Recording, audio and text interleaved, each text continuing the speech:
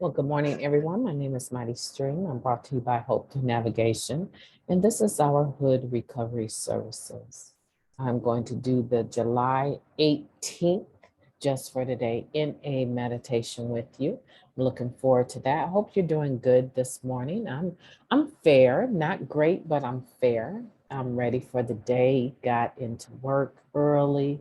Uh, so I'm looking forward to, whatever God brings my way today. Let's go ahead and share that screen and get right into it. Looks like it's a beautiful meditation. It is entitled The Gift of Desperation. Our disease always resurfaced or continued to progress until, in desperation, we sought help from each other in Narcotics Anonymous. And that comes from our basic text, page 13. Okay. When we think of being desperate, we envision an undesirable state, a poor, bedraggled rather, soul frantically clawing at something sorely needed, a desperate look in the eyes. We think of hunted animals, hungry children, and of ourselves before we found NA. Yet it was the desperation we felt before coming to NA that compelled us to accept the first step. We were fresh out of ideals and so became open to new ones. Our insanity had finally risen higher than our wall of denial, forcing us to get honest about our disease. Our best efforts at control had only worn us out. Hence, we became willing to surrender. We have received the gift of desperation, and as a result, we're able to accept the spiritual principles that make it possible for us to recover. Desperation is what finally drives many of us to ask for help. Once we've reached this state, we can turn around and start anew. Just as the desperate, hunted animal seeks a safe haven, so do we in Narcotics Anonymous. Just for today, the gift of desperation has helped me become honest, open minded, and willing. I am grateful for this gift because it has made my recovery possible.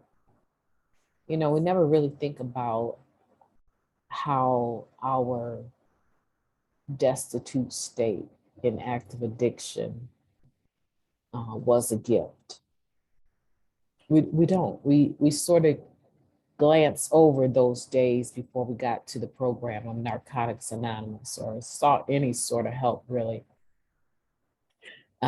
Physically speaking, it's not always the case because if a person is really sick, having pains, um, they tend to remember the symptoms, right?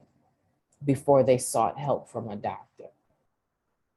Just imagine someone having cancer and not feeling well for a period of time and decide to go see a doctor, and then the doctor orders some blood work, and the blood work comes back and shows evidence of leukemia.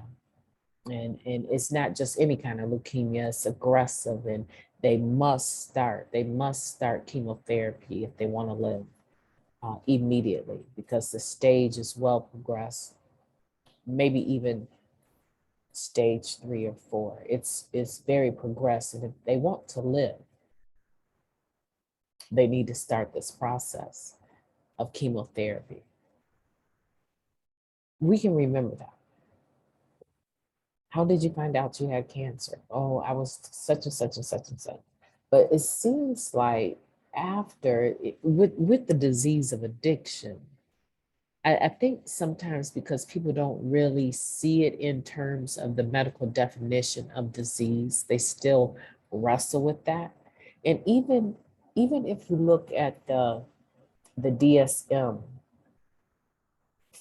4, I think the DSM 4 was the first one that actually, um, had a term for the disease of addiction, right? Alcohol use disorder, substance use disorder. And so with time, even in psychology, people have come to accept that this is a disease. But in general, when we're talking about the addict seeking recovery, the addict in recovery, they are not typically going to go back to the beginning days of when they realized that they had a problem. They pretty much probably already knew they had a problem, but they're not going to, um, be so quick to tell you the stories about all of the people they took advantage of and all of the lies that they told and how many restaurant bathrooms they had to wash up in, if they washed up at all, how many dirty needles. They're not really going to talk about just how sick they were unless they're asked to share at a first step meeting or they're doing their step work. So when you look at someone in recovery that has ceased using any substance, any mind, mood altering substance recreationally, they have ceased to do that, you almost do not know, just to look at them, how bad off they actually were. That can be problematic for the addict in recovery themselves. But if you were to look at your own track record, and I tell people when I used to share quite a bit more than I do now at conferences and stuff like that, conventions, I would always say, I'm going to share a little bit of my story. I'm going to qualify just a little bit. I don't have enough time to completely qualify and tell you everything that took place. But I am going to share enough with you. And if you're not convinced that the person that is standing before you is an individual that earned her seat at the table, then look at your own track record, because you're here. Look at your own stuff. Just try to identify with me and don't look for the differences. Look at the similarities. And if what I'm saying is not an attraction, just by the fact that I'm standing here and made it out alive, look at your own track record.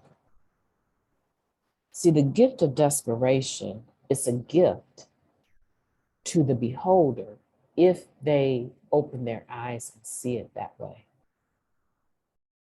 The gift of desperation has the potential, I want to say, to exist for every recovering addict. For every recovering addict. At some point in time, we found Narcotics Anonymous. And so that is evidence that there was the potential for the gift of desperation. Now, what does it look like in Narcotics Anonymous when you have not received the gift of desperation? Because the gift of desperation is always there. If you're in Narcotics Anonymous, the potential to have it is always there, but it's in how you look at it. If you do not look at what brought you here as the gift of desperation, then what happens, and I just have to say this in plain English, is that you go back out, you relapse. See, that's why we can say we've never seen anyone work this program. And I'm paraphrasing, right? We've never seen anyone work this program fail to find recovery. No. We've never seen a grateful addict relapse. I'm paraphrasing.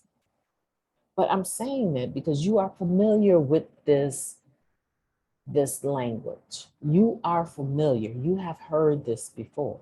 So a person that bypasses the gift of desperation for whatever reason, but a lot of times it's just pride. Like you clean up and you get into the program and you're so wrapped up in all of the extras that come with the fact that now you're clean, the new job, the new man, the new woman, the new house, the new car, the friendships, and you forget to maintain your foundation. And as a result of that, you start seeing the fruit, right, as being the gift, when in actuality, the desperation was your gift, the feeling of being lost and not wanting to live and having a willingness to commit suicide on a daily basis. These were your gifts. But if you are not wise, you will bypass them. And you would think the fruits or the benefits of coming clean are your gifts.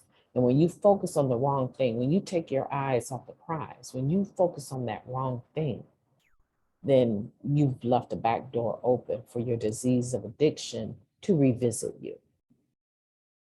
And when it revisits you, you will think that you need to sit down with it and keep it company. Come on, somebody. I'm on it today. I don't always hit the nail on the head every day, but I am on it today. If you allow the disease of addiction to come in and sit with you and become familiar with it again, you are sitting in a barbershop thinking that you're not going to get a haircut. You are most certainly going to get a haircut, right? Because the barber's job is to make money by cutting hair.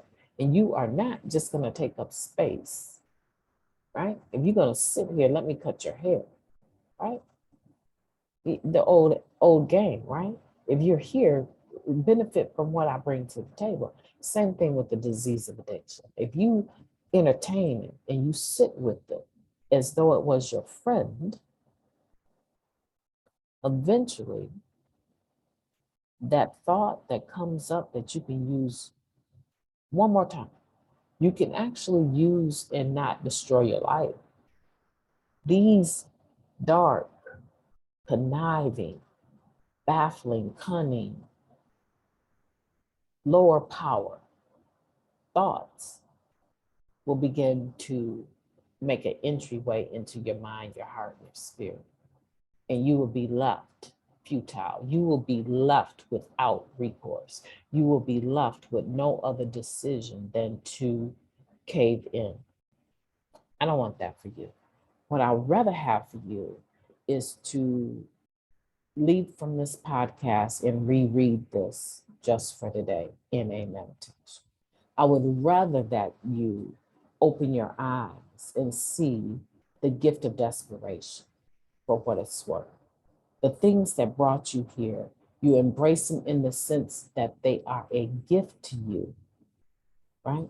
Your desperation in that moment that you decide to stop using and come to the rooms is a gift. And when a person has received the gift of desperation, let's just break this down. Let me sip my coffee real quick. Okay, so when a person, I know you can relate to this, as using addicts, we can relate to getting gifts for our loved ones, our children, putting them under the tree, letting them open them, maybe let them open them, and then taking them, returning them for the money, or getting gifts from family members with the gift receipt and returning them, right? Excuse me. Excuse me. Oh, my sinuses are horrible today. So we can relate as recovering individuals to this ideal of misusing presents, right? Gifts. However, when you give someone that you love a gift, Maybe it's a silver cross, a gold cross, a diamond cross. When you give someone that you love a gift, yeah, this is interesting. It takes me down some rabbit holes, but you expect for them to value the gift, at least to the extent that you valued taking your hard-earned money and getting it for them. Now, my mother, today I have a necklace on. It has a horse and it's on a chain that has diamonds interceptedly, they're staged throughout the necklace. And I don't wear it every day. I wear it when I'm in a certain mood, right? When I need a kind of like a pacifier, right? When I'm feeling not too great, I'll wear this necklace because I love to put the necklaces of a horse, right, within a circle. So I love to hold on to this and rub it and think about my pop, who used to own race horses, and think about um, it just it's nostalgic. It causes something within me. So I don't wear it every day. There was one day that I wasn't wearing it. And I wasn't wearing it because I knew that it was really, really um, a busy day. Like I was going to be physically moving a lot of things. And I knew that there's always the potential to, when you're moving that often, for something to catch your jewelry and snap a lightweight, dainty necklace, chain, right? So I didn't have it on. And I was going by there to deliver something. And she saw my neck and she said, "Where's your necklace?" And I knew instantly she was hurt. She thought that I was not honoring the process of her actually getting it for me and giving it to me. I could see that little twinge of hurt in her eyes. And I said, "Mom, that necklace is so special to me. I have to make sure that when I wear it, I don't risk losing it. Today's just a busy day, but believe me, that necklace is so, so precious to me." And then she smiled. I don't interact with my mother that often. And so, what I'm saying to you is that when you are given a gift that you value, you take care of it. You don't let it collect dust, right?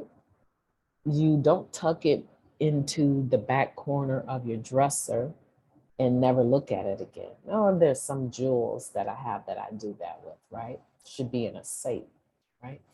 However, the point that I'm making is the gift of desperation requires the beholder to acknowledge it, the beholder to cherish it, the beholder to maintain it. So by you doing things such as waking up every day, doing your just for the day in a meditation, going to a meeting, working with your sponsor, enjoying the network, um, not just working with your sponsor, but working your steps and applying them, doing service work. These are things that give evidence that the beholder, the addict, values the gift of desperation that they receive. And that's what I want for you to do. I want you to start acting like you value it, right? I don't want to focus too much on the negative part of the desperation, how animalistic our living skills have become. I don't want to focus on that too much from this reading. I want to focus on the beauty in this reading, the hope in this reading. And it is my hope that hope will be everything to you, that you will enjoy the gift of desperation and treat it like it's a wonderful, beautiful gift that has opened up many doors in your life.